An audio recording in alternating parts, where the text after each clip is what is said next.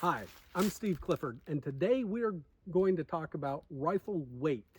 Specifically, the rifle weight. What is an ideal rifle weight for a general purpose rifle? Now, specialty guys are going after weight on two different extremes for some very, very different reasons. But a general purpose rifle is not a specialty rifle. And so weight becomes kind of a weird question because everything you gain by going lighter weight costs you something on the other end. Every ounce that you add to make it heavier costs you something again towards the lightweight side. So trying to find that balance is just incredibly important and difficult.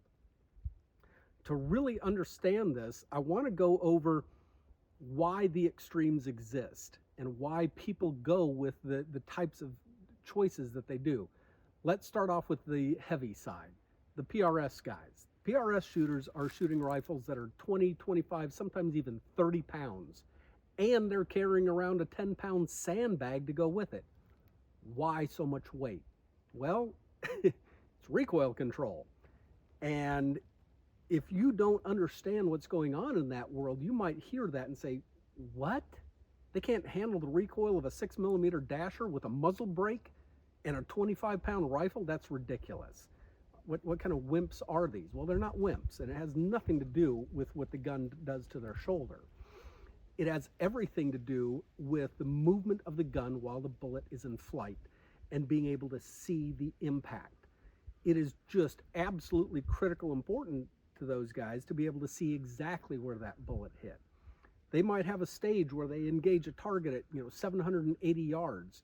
They make the shot, the guy behind them says impact. Well, that's cool, but they saw that impact was on the left edge of the target.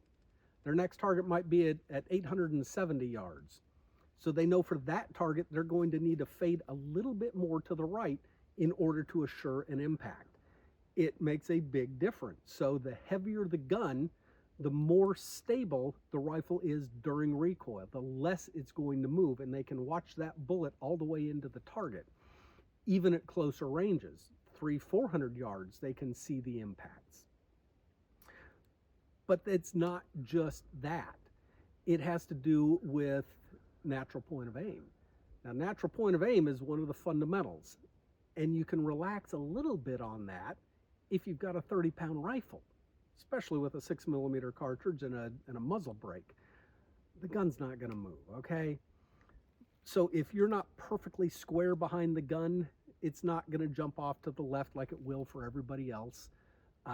Proper stock fit plays into that, but again, if you're just not dead solid perfect behind the gun, it's not going to matter so much.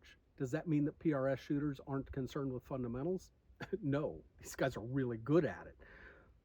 But they also need to go fast, and sometimes in going fast, they need to compromise their body position a little bit. Or maybe it's a stage where they just can't get properly behind it.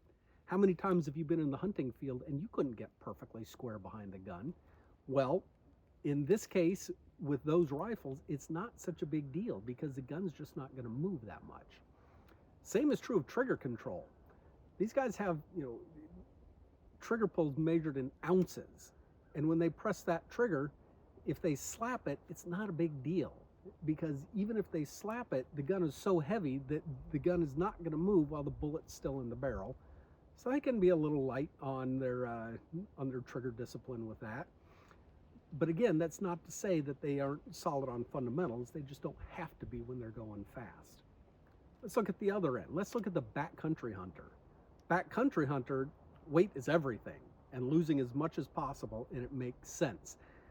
These guys are carrying everything they're going to be needing for sometimes weeks, and every ounce that is on the gun is an extra ounce they've got to carry. I've seen guys take Kimber mountain rifles and take the styrofoam out of the stock because air weighs less than styrofoam. They're trying to get the total package weight, including scope and magazine and sling, down under 6 pounds. It's crazy, but that's what they need. Now that gun recoils. That's not a gun that's going to be fun to train with. But these guys, they're not looking for general purpose. They have multiple guns. They can train with something else. They can train with a 22. They can train with a heavier rifle. They can do their range time and understand ballistics without training with that 6-pound rifle, because let's be honest, a 6.5-pound rifle with even a 30-06, it's going to hurt pretty quickly, and you're not going to have an enjoyable range session. You can't go flinging 60, 80 rounds down range at a range session.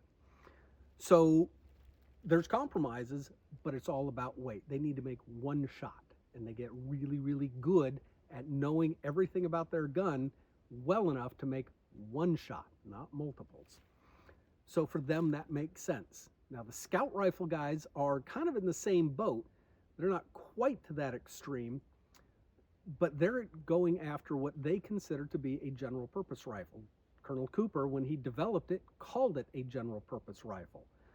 But if you look closely at his definition of general purpose, it did not include anything beyond about 300 yards.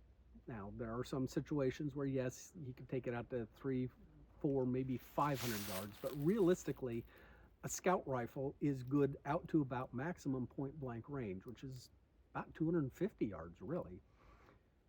And you look at the scout scope and you realize why that is. The scout scope is very, very small. It's mounted very far away from the shooter. That means that the scope occludes very little of the shooter's vision. When he makes a shot with that scout rifle, he can see the effects of the bullet impact not through the scope. He's not looking through the scope at that point. He's looking with his unaided 20/20 vision at that animal that he just shot at. Did it run? Did it jump? What happened? He can't see the actual impact, but he can see the results of it because the gun is out of the way, the scope is out of the way. Very different philosophy, though, towards long-range shooting.